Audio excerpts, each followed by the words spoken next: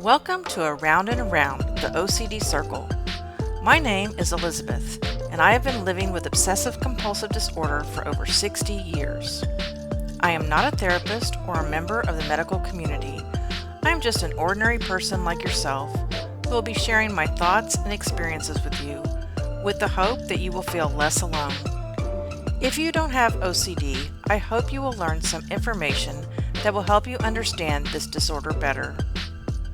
Some of the topics I will be covering may be triggering for you as a listener. If so, I apologize in advance. Since I don't know what your triggers are, please refer to the episode summary in the show notes before listening to each episode.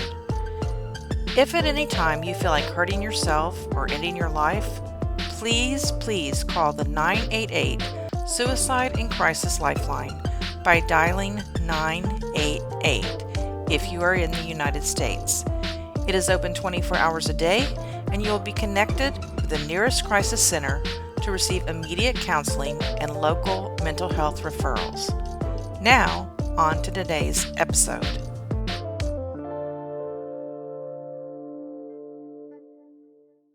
Hi everyone, welcome back to Around and Around the OCD Circle. I'm glad you're here to join me for this episode.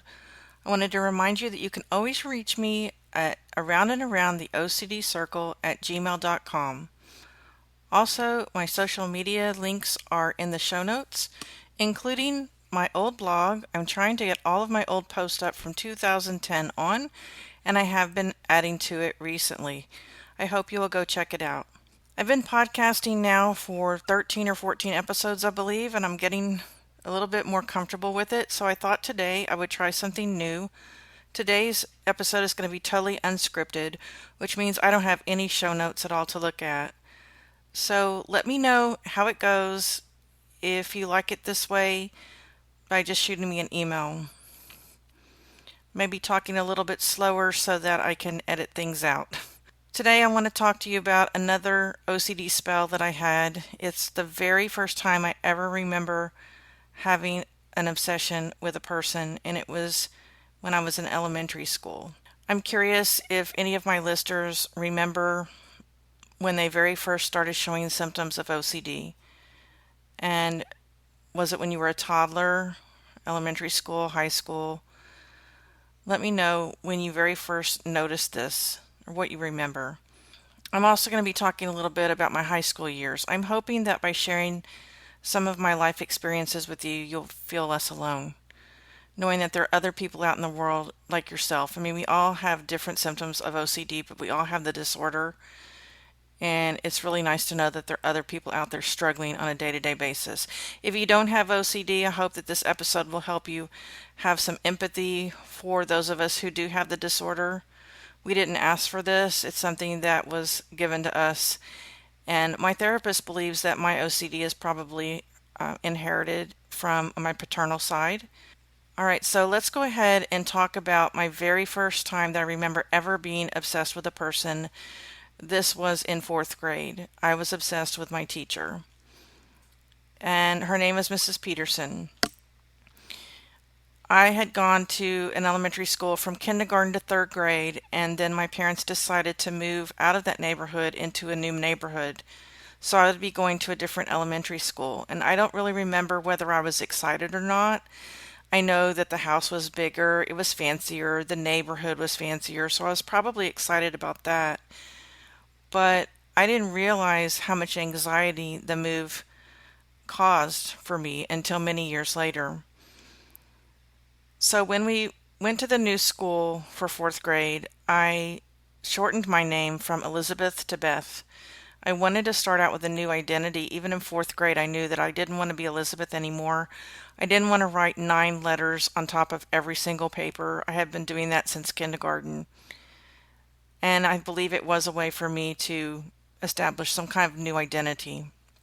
Also, this teacher, Mrs. Peterson, I was actually friends with her until the day she died, and that was when I was in my 2nd year of college. So we did spend a lot of time together outside of school, especially after I went to high school. She meant a lot to me. She really helped me get through the first year in my new school. I remember that there was some point in the day when I don't know what the kids in the class were doing. It wasn't recess. They were doing some activity every day for about 30 minutes. And she would send me downstairs to the second floor and I would read to the third grade class down there. And in my mind, she was doing it because she thought I was smart. So that was definitely the vibe that she was giving to me is you're smart. You don't need to be in class during this 30 minutes. You're going to go down and read to these children. And it made me feel really, really good. She always made me feel very special. And, now that I look back on it, now I know why. Because my parents told me years later that I had gotten a C in science. I had never gotten a C ever in school. I got in a lot of trouble for that C. And I remember that my parents did go down and have a parent-teacher conference. Well, years later, my mom told me that during that conference, Mrs. Peterson told them that I had anxiety, or I don't know how they put it back then. I don't know if they used the words anxiety. Maybe she said I was nervous. And so now I'm suspecting that she sent me down to the third grade class to kind of give me some self-confidence. I was so nervous that I would bite my nails all the way up to the quick so badly that I would get pockets of pus on my fingers. My mother used to have to poke the pus pockets, push the pus out, and then treat it with peroxide and medication. And she would always say, see, if you didn't bite your nails, this wouldn't happen. But it was something, it was like I couldn't stop. And at that time, I didn't realize it was anxiety, right? I was just fourth grade. I just knew that I had to do it. So this teacher treated me like I was really special. She probably treated other students like they were special too. I know all the kids really liked her. But for instance, when everybody would get in trouble for something, I always seemed to get a pass. And I remember one time she was out of town and we were told not to play on the sand piles. A truck had brought in a bunch of sand to lay on the playground, and everyone was playing on the sand, so I did it too. And when she came back, we all had to write on our paper, I will not play on top of the sand while my teacher is out of town, 100 times. Still remember that line. And I remember her pulling me aside, looking me deep in the eye, and saying, I am so disappointed in you. Now, whether or not she said that to every student, I don't know, but she made me feel really special. And I do remember when I graduated from sixth grade to go into another school, she did give me a necklace. She had it engraved with my initials and her initials. So there definitely was something there. I don't think she did that for every student. So obviously I made some kind of impression on her. Well, when I was about fifth or sixth grade, I noticed that I was having obsessions about her. I could not stop thinking about her. I worried constantly. A friend and I would always sit down in the hallway when I was in sixth grade and practice our spelling bee words, and her class would come by, and I knew what time her class would come by, and I was always so nervous when she walked by because I couldn't wait to see her because I knew if I saw her, she was safe. That was just kind of the way I felt. And then also, I remember avoiding her at times because I knew what I was feeling was not normal, I guess you could say. Being worried about someone all the time, being worried about someone's safety all the time. And so I'd purposely try to avoid her. I would avoid going past her classroom in case she saw me. But there were times when her class was coming towards us and, I knew she'd see me. And there was a lot of anxiety there, but when I saw her a lot of times I felt relief. I just felt relief knowing that she was okay. I'm happy to announce that Around and Around the OCD Circle podcast now has a Facebook page. A private, safe space where we can share our OCD experiences with others. Topics such as obsessions, intrusive thoughts, and rituals will be discussed by members who can relate to one another because we all have one thing in common, obsessive-compulsive disorder. You are not alone. Join us, won't you, on the Around and Around the OCD Circle Facebook page. The link is in the show notes. Hope to see you there.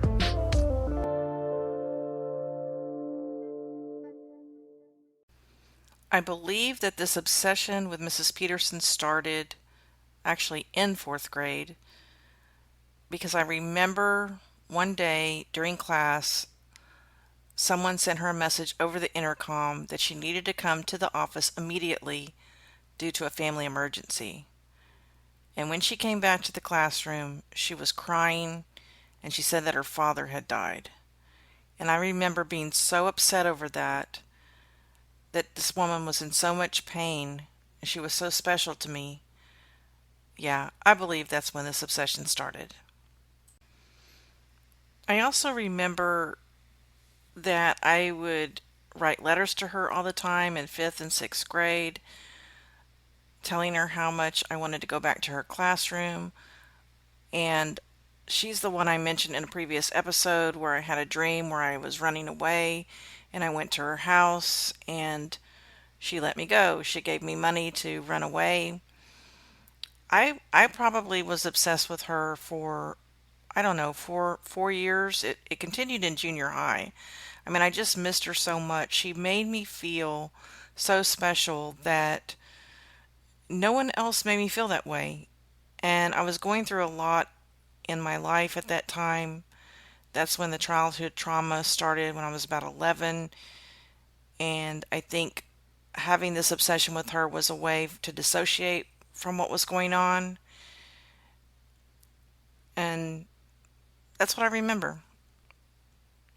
So I really truly believe this is when my OCD really, really started. And, you know, if I knew then what I know now what OCD was, I mean, my parents never really talked to me about my anxiety. They never really, sent me to a doctor about my anxiety. I mean, back then, I think my parents did the best that they could, right? I would wake up in the middle of the night screaming, having a nightmare, and it was just, they would come in there and say, "You're okay, go back to sleep." It wasn't a situation where they would say, "Well, bring your pillow and lay down on the floor next to our bed and you can sleep in here tonight." It wasn't that type of situation.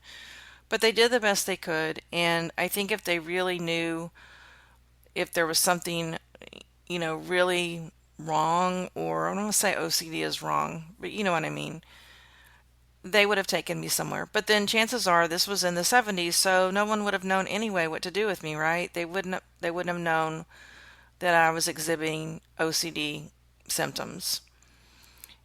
Now, fast forward into my high school years, I did become obsessed with different teachers, different people, but I can't really remember who they are, what they are. I'm going to have to really think long and hard about that and maybe talk about that on a different episode. But I did have a childhood trauma that I have talked about. It started when I was 11. It ended when I was about 17 or 18 years old. And it caused me to have a lot of depression, a lot of anxiety. And I just thank God for my teachers. I mean, my teachers in high school literally saved my life. They don't know that, but they saw that I had a gift for speaking Spanish. They found ways of sending me to programs and camps and poetry contests. And I remember one time I wrote a song and played it on the guitar, and I took it up to their room and played it for them. And it was probably a stupid song, but they made me feel like I had a real gift. And I just thank God for my teachers. And I've been friends with those teachers, ever since. One just recently passed away, one is still alive, and I talk to her now and then. But, looking back on my career as a teacher, there were those students that I remember who exhibited OCD tendencies, and I hope that I provided for them a safe place. I hope that I provided their parents with useful information. And as far as I know, all of them have gotten some type of help. And it was just a joy to work with these children. It's a joy to work with all children, but when you're teaching a child who has some type of either learning issue or mental health issue, and you can provide a safe space and you can provide information for the family that they may not even know exists, they may be in denial even that their child has some type of mental health issue. It's just a really wonderful feeling when you help these children and these families, and quite a few of these families have reached out to me on Facebook, and it's just wonderful to watch these children grow up and know that they're safe, and some of them are young adults now with families of their own. And so far, knock on wood, all of them are still here on this earth. They have not taken their life or turned to major drugs, or they're not in prison for stealing or hurting someone. I was really lucky. I was really, really lucky growing up that I had teachers to look out for me. And I don't know what your experience was with your teachers.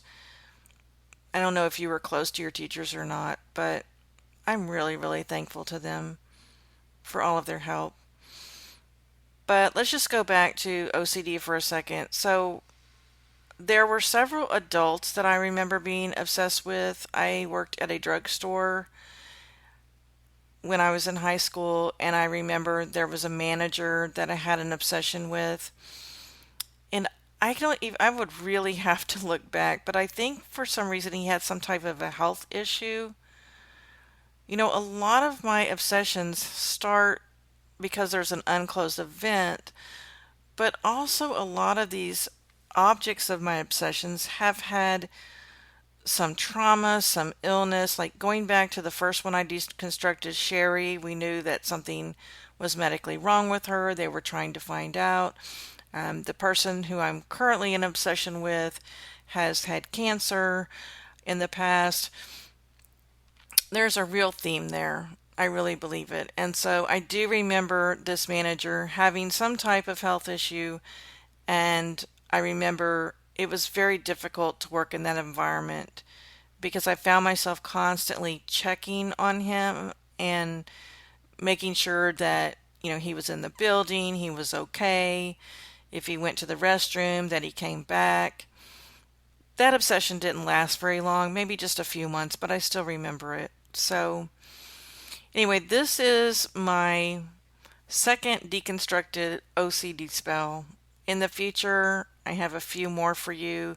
I think I'm going to go ahead the next time and talk to you about my present OCD spell because it's so fresh in my mind, and the details will be so much easier to talk about. But I would love for you to share with me your story by emailing me or contacting me on my social media links. And also, if you'd like to be a guest on a future episode, I will be starting to interview those of you who are interested. You can be completely anonymous on air, and all you have to do is have been diagnosed and treated for obsessive compulsive disorder for at least 2 years. Thank you so much for joining me, and I hope you all have a beautiful day.